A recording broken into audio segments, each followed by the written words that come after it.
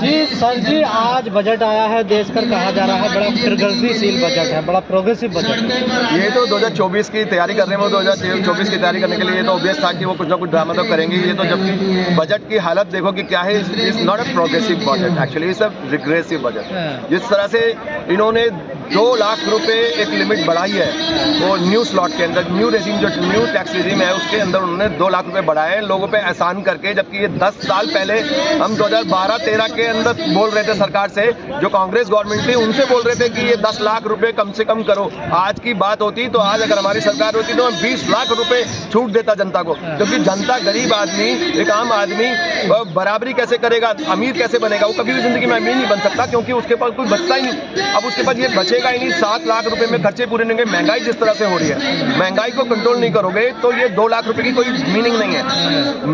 Main चीज है, आप पेट्रोल के रेट 50 रुपए करो, डीजल के रेट 50 रुपए करो, सीएनजी के रेट 50 रुपए करो, ट्रांसपोर्टेशन चीप करो।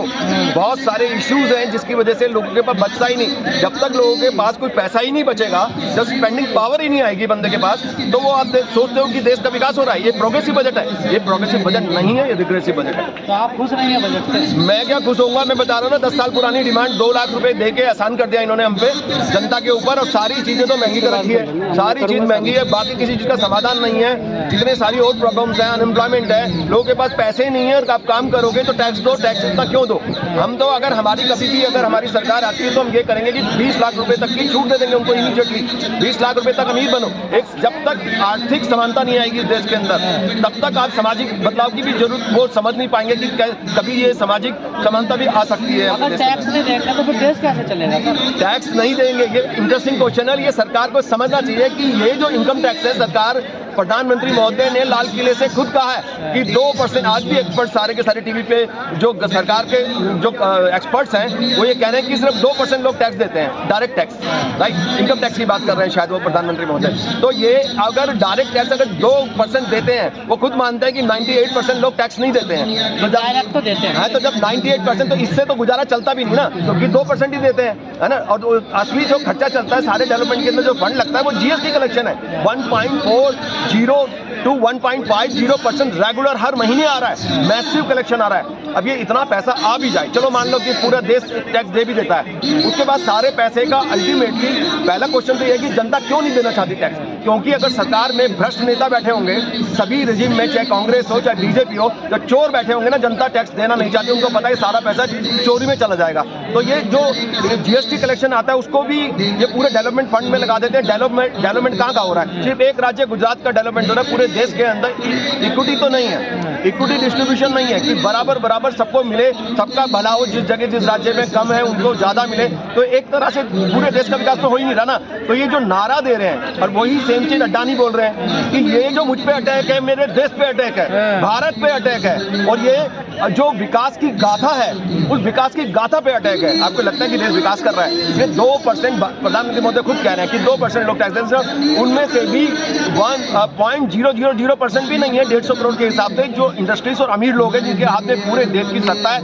सारे जंगल दे दिए इनको, सारे जंगल के पहाड़ दे दिए, आयरन ओर से लेके यूरेनियम तक सारे के सारे ठेके अड्डानी, अंबानी और इन्हीं लोगों को दे रखा है इन्होंने। अडानी पर अटैक, देश पर अटैक कैसे है? ये तो वो बताए ना, अड्डानी जी बोल रहे हैं कि उनके ऊपर अटैक, देश पे अटैक है। देश पे अटैक होगा, कोई भी बंदा धांधलेबाजी करेगा और उस पर अटैक होगा। तो प्रधानमंत्री, जितने भी हमारे देश के अंदर पॉलिटिकल लीडर्स है, वो भी यही बात बोलते हैं, उन पर कोई भी अटैक करिए, आप कोई भी गवर्नमेंट पॉलिसी के अगेंस्ट बोलिए, मोदी जी कहेंगे ये तो देश पे अटैक है। सारे मोदी जी के लोग बोलेंगे ये तो देशद्रोही है, एंटी नेशनल है। अरे भैया, देश के जो बंदे सत्ता संभाल रहे हैं उनकी गलत पॉलिसी के खिलाफ में बोलना क्या देश के खिलाफ बोलना है? क्या इनको कब समझ में आएगी? सुप्रीम कोर्ट बोल चुका है, इनको लताड़ चुका कई बार कि ये सरकार की गंदी पॉलिसी के खिलाफ बोलना, गलत पॉलिसी के खिलाफ बोलना, एंटी पब्लिक की पॉलिसी जो सरकार चलती है जिन पॉलिसीज के ऊपर, उसके खिलाफ बोलना देशद्रोह नहीं है। सुप्रीम कोर्ट कई बार बोल चुका है इनको, तो ये फिर भी नहीं समझते हैं। कि फिर रही बात अड्डानी की, अडानी को बचाने की कोशिश हो रही है क्या? वो तो कोशिश करेगा। देखिए, मैंने कुछ दिन पहले ये बात बोली थी कि जो कि तमाम मेन स्ट्रीम मीडिया के लोग ये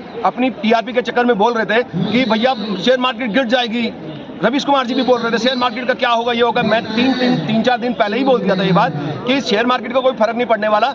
इन्होंने इतनी बुरी तरह कब्जा करा हुआ है, जब तक ये भ्रष्ट लीडर इनके पीछे बैठे हैं, इन इंडस्ट्रीज के पीछे, अडानी अंबानी के पीछे, चाहे कांग्रेस हो चाहे बीजेपी हो, ये कभी भी डाउन नहीं होगी मार्केट। फिर 2-3 दिन में फिर अप आ जाएगी। देखा आपने, कल भी अप आ गई और आज भी अप आ गई। आज तो 1200 पॉइंट ऊपर गई है। तो अभी फिर भी यही चाहता शेयर मार्केट की जहां तक बात है, ये वो लोग बोलते हैं अरे डूब जाएगी, जब उनके सैया वो कहते हैं कि सैया भयो कोतवाल तो डर काहे का लगना। तो पीछे जब बैठे हुए इनके दादा आका बैठे हैं तो दिक्कत क्या है, वो तो फिर आ जाएंगे। मैंने कहा था 2-3 दिन में देख लेना, मार्केट का फ्लो अलग है। ये जिनको समझ नहीं है ना, वो बोल रहे थे पूरी देश बर्बाद हो जाएगा। देश क्या बर्बाद होगा, एक चोर जाएगा दूसरा आ जाएगा। अडानी 2015 में 40 करोड़ का आदमी था। अडानी के पीछे कोतवाल कौन बैठा है आपको पता है? 56 इंच की बातें करता है वो, क्योंकि अभी आपने देखा 2021 का अगर डाटा निकालते हैं आप, 2021 का डाटा निकालेंगे तो दुनिया के तमाम जो बिलियनियर थे उनके अंदर सारे के सारे माइनस में गए। अकेले अडानी 56% अप गए हैं। तो इसे इंडिकेशन है, डिवाइन वो इंटरप्रिटेशन है कि भगवान खुद कह रहे हैं कि देखो 56% राइज करा, इसके पीछे 56 कोई है, सीना है। कहा जा रहा है अब तक 56 कहा जा रहा है अमृत काल का बजट है ये। अमृत काल का वो तो बोलेंगे अपनी पार्टी को बचाने के लिए। अब तो भगदड़ मची है, कांग्रेस से लेके बीजेपी तक सब में भगदड़ मचने वाली है। अभी 1 साल के अंदर देखना क्या होगा। ये बहुत बुरी तरह हारने वाले हैं। ये कोई भी जनता के फेवर में बजट नहीं है। ये 10 साल पहले की हमारी डिमांड थी कि 10 लाख रुपए तक छूट दो जनता को। आज की डेट पे अगर हम उसको एनालिसिस करते हैं तो ये 20 लाख रुपए तक की छूट मिलनी चाहिए थी। हमारी सरकार होती 20 लाख रुपए तक की। जनता को अमीर बनने दो, गरीब आदमी को अमीर बनने दो। उनको टैक्स में ही फंसा के रखोगे बेचारे को। 39% 43% का आंकड़ा समझा रहे हैं कि 43% था, 4% कम हो गया। अरे क्या बेवकूफ बना रहे। सारा मीडिया मेन स्ट्रीम मीडिया उसको ऐसे तरह से वो उसको गुणवान्ती मतलब इस तरह से हाइपर करके बोल रहा है कि जैसे बहुत बड़ा काम कर दिया उन्होंने, बहादुरी का काम कर दिया। कुछ भी नहीं करा है, सब ढकोसलेबाजी है। तमाम चीजें जो छोटी मोटी चीजें थी उनको देख दाख के कर दिया। छोटा 1-2 चीज में थोड़ी राहत मिल गई, थोड़ा बहुत सस्ता होना। लेकिन इनको पता होना चाहिए कि जब तक पेट्रोल डीजल के रेट कम नहीं होंगे, महंगाई कम नहीं होगी। इनके बोलने से ये आंकड़ेबाजी है।